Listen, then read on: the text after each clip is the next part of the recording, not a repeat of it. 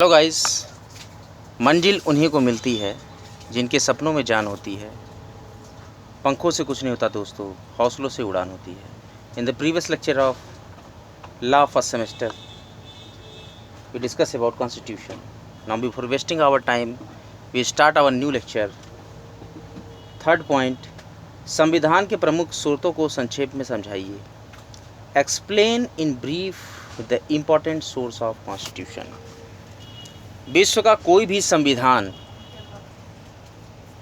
हमारे आज सामने है वो रातों रात बनकर तैयार नहीं हुआ है, बल्कि उस संविधान के निर्माण में वर्षों वर्ष लगे। इस प्रकार भारतीय संविधान के निर्माण में भी 2 वर्ष 11 माह 18 दिन का समय व्यतीत हुआ।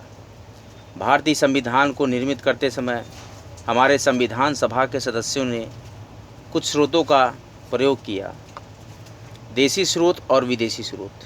देसी स्रोत में भारतीय संविधान की रचना में अनेक स्रोतों का उपयोग किया गया, जैसे 1773 ईस्वी का रेगुलेटिंग एक्ट, 1833 ईस्वी का चार्टर अधिनियम, 1909 ईस्वी का भारत सरकार अधिनियम, 1919 ईस्वी का भारत शासन अधिनियम और 1935 ईस्वी का भारत शासन अधिनियम।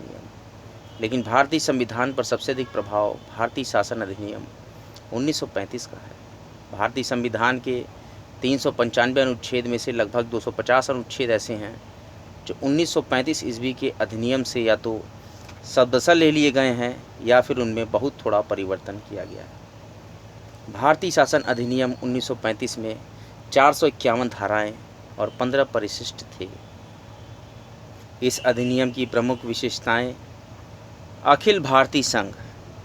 यह संघ 11 ब्रिटिश प्रांतों, 6 चीफ कमिश्नर क्षेत्रों और उन देसी रियासतों से मिलकर बना था जो स्वेच्छा से संघ में सम्मिलित हों।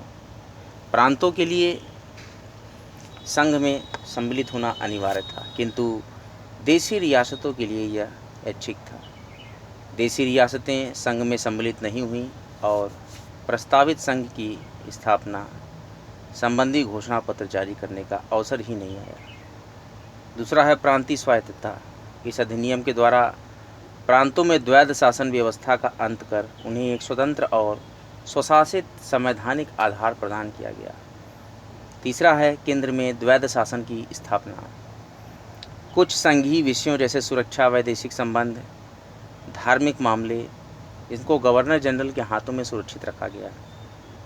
उसके बाद संघीय न्यायालय की स्थापना, फिर ब्रिटिश संसद की सर्वोच्चता, भारत परिषद का अंत और सांप्रदायिक निर्वाचन पद्धति का विस्तार।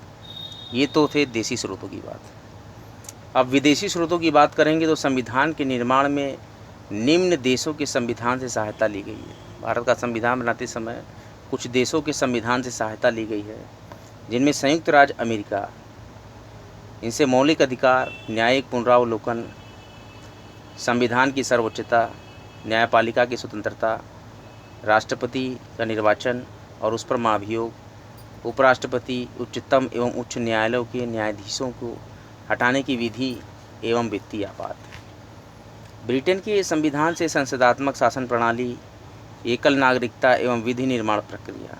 आयरलैंड के संविधान से नीति निर्देशक सिद्धांत, राष्ट्रपति के निर्वाचक मंडल की व्यवस्था, राष्ट्रपति द्वारा राज्यसभा में साहित्य, कला, विज्ञान और समाज सेवा इत्यादि के क्षेत्र में ख्याति प्राप्त व्यक्तियों का मनोनयन और आपातकालीन उपबंध। एवं ऑस्ट्रेलिया के संविधान से प्रस्तावना की भाषा, समवर्ती सूची का प्रावधान, केंद्र एवं राज्य के बीच संबंध और शक्तियों का विभाजन। और जर्मनी के संविधान से आपात उपबंध, आपातकाल के प्रवर्तन के दौरान राष्ट्रपति को मौलिक अधिकार संबंधी शक्तियाँ। और कनाडा के संविधान से संघात्मक विशेषताएं, अवशिष्ट शक्तियाँ केंद्र के पास और राज्यपाल की नियुक्ति वगैरह। दक्षिण अफ्रीका के संविधान से संविधान संशोधन की प्रक्रिया एवं रूस के संविधान से मौलिक कर्तव्यों का प्रावधान। और जापान के संविधान से विधि द्वारा स्थापित प्रक्रिया। आज का लेक्चर यहीं तक।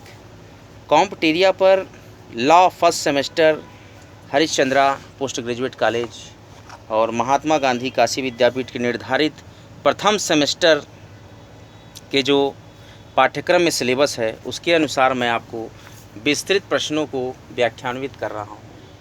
कॉम्टेरिया पर नित्य निरंतर कई विषयों के लेक्चर्स आते रहते हैं। कॉम्टेरिया को नित्य अवलोकन के श्रवण करें और बराबर लेक्चर्स को शेयर करते रहें।